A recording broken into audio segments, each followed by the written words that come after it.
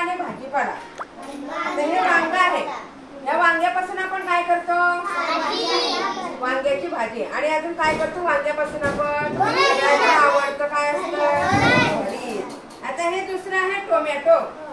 Tomato आहे की नाही? टोमॅटो कच्चा पण खात असतात. आता घरी तुम्ही जेवण बनवत असताना मग या टोमॅटो पासून आपण भाजी सुद्धा बनवतो आणि टोमॅटोचं सूप सुद्धा तयार करतो. सूप माहिती आहे तुम्हाला? सूप टोमॅटो सॉस पण असतो बघा. सॉस तुम्ही खाता की नाही? आता हे वाटाण्याच्या शेंगा, याला आपण मटार म्हणतात. हिरवे मटार काय म्हणता याला? हिरवे मटार. हे कच्ची शेंग सुद्धा खात असतात. खाता की नाही तुम्ही? तुमच्या आई वडिलांनी बाजारातून आणले की खात असता की नाही? मग त्याची आपण मसाली भाजी करतो, कोरडी भाजी करतो, खिचडीमध्ये आपण टाकत असतो, अजून पावभाजीमध्ये आपण मटार टाकत असतो. टाकता की नाही? त्याच्यानंतर आहे गाजर. गाजर हे जेवण करत असताना आपण तोंडी लावत असतो. कच्चं खातात गाजर. कच्चं खाता की नाही? तसंच अजून आपण काय करतो?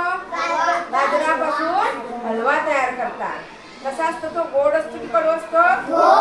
गोड असतो. बरोबर आहे. आता ही भेंडी आहे. हे भेंडीची भाजी कोणाला आवडत नाही सांगा बरं? आवडत नाही का? सगळ्यांना आवडते.